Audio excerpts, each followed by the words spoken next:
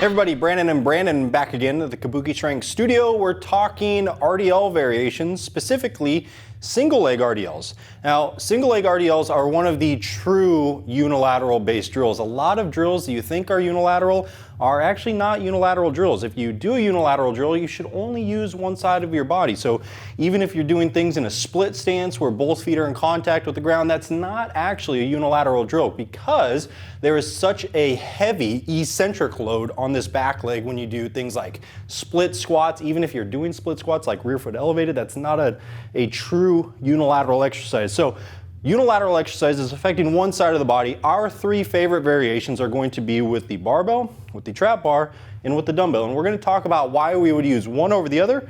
We're also going to talk about the differences between each of them. And the theme with these unilateral exercises, similarly to the core training videos we've done, is that you have to go heavy.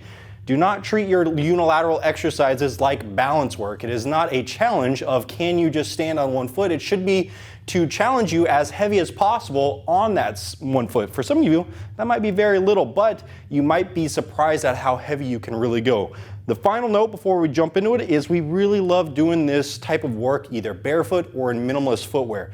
We find that there's a huge benefit to doing these drills barefoot because you get a lot of foot to ground connection, you get a lot of stability training through the foot and ankle, and it's a fantastic way to make your feet stronger. So the first one we're going to show you is a single leg RDL with a barbell. You notice Brandon has two 25-kilo bumper plates on there. He's going to go very heavy. Now the difference between a barbell single leg RDL and a trap bar is going to be the recruitment of the hamstring.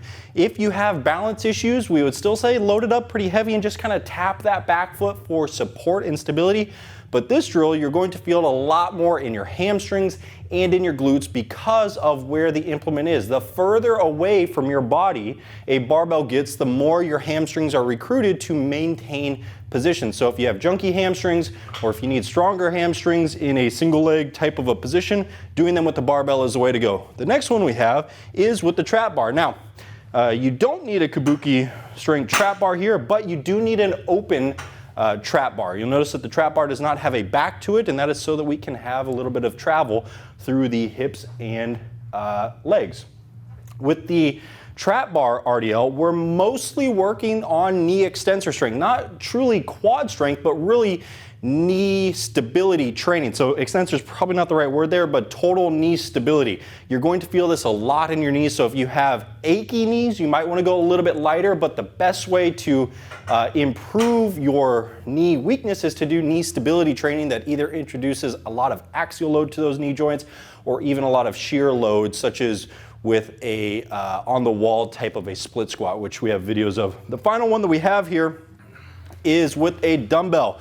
Now the dumbbell, again, we're not going light here. We're not treating this as just balance work. This is a 70-pound dumbbell. You should go as heavy as possible. We are going to have a lot more obliques in this drill, a lot more trunk stability training. It's going to be offloaded, so one side of the body is going to work just a little bit harder than the other in terms of oblique activation. But this drill, depending on where you end up with the dumbbell, if it's in front of you, you're going to feel your hamstrings a little bit more, but you're still going to get a lot of knee stability benefits from this drill, along with the trap bar as well. So when we're doing these drills, we're probably putting them at the end of a training plan, maybe on an off day. We're going really heavy though. We're not doing like 15 reps. We're probably doing 5s and 8s and 4s and 6s, things in that range. And we're going just about as heavy as you can hold. Now I asked Brandon when we were choosing what weights to use, I was like, well, what can your grip hold on to? Because that's kind of the gauge that you should go with. Brandon can hold on to probably a lot more than 70 pounds, but that was a good gauge for demonstration purposes today. Anything you'd like to add there, Brandon? Yeah, so a few things to note. As I'm actually going down, a good reference point is acting like your head, something sticking from the top of your head to the leg that's traveling back. They should be synchronized as they actually move. We don't want to see this broken position here or any variation of it. This back leg can have a little break in it, but it should be fairly straight throughout this motion. And again, they are synchronized when they move. Really trying to push back and sit into our position as well. And then lastly, really making sure that we're staying rooted to the floor the best we can throughout this entire range of motion. I really like tempos here as well. We're not trying to actually beat the exercise or just go super fast as we do them, slow, controlled, and I typically always perform it with at least a 4 count eccentric, nice and slow.